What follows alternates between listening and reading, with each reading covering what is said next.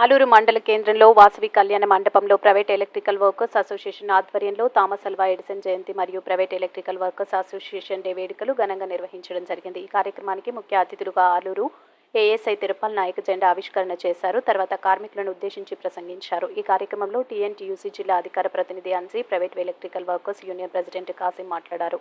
ఈ కార్యక్రమంలో ఏడుకొండలు, మల్లి, పంచాయతీ మల్లి, రామాన్సీ, బాషా, నాగరాజు, రాజేష్, వీరేష్, గని, మహేష్, చిన్న, అక్బర్, రంగనాథ్, రవి, భగత్, హరి ఇతర సభ్యులు పాల్గొన్నారు. మనం ఏదో కార్మికులుగానో కర్షకులుగానో ఉన్నటువంటి వారు ఒక దారిపై ఒక యూనియన్ పెట్టుకుని మన శ్రమను నమ్ముకుని జీవితంలో ముందుకు సాగాలనే ఉద్దేశంతోనే ఆ మహనీయుడు బల్బును కనిపెట్టడము, ఆయన అడుగుజాడల్లో మనమంతా ముందుకు పోతూ అనునిత్యం కృషి నీ ఆయుధం, విజయం నీ బాధిస్తా అన్నట్టుగా కష్టపడే తత్వం అలవర్చుకుని ముందుకు పోతూ మరెన్నో విజయాలు మన ఎలక్ట్రీషియన్ సోదరులందరూ పొందాలని కోరుకుంటూ సెలవు తీసుకుంటున్నాను.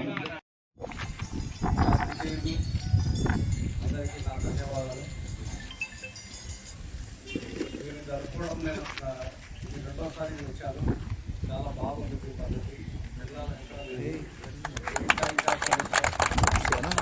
ఇలాగే జరుపుకోవాలని కోరుకుంటున్నాను.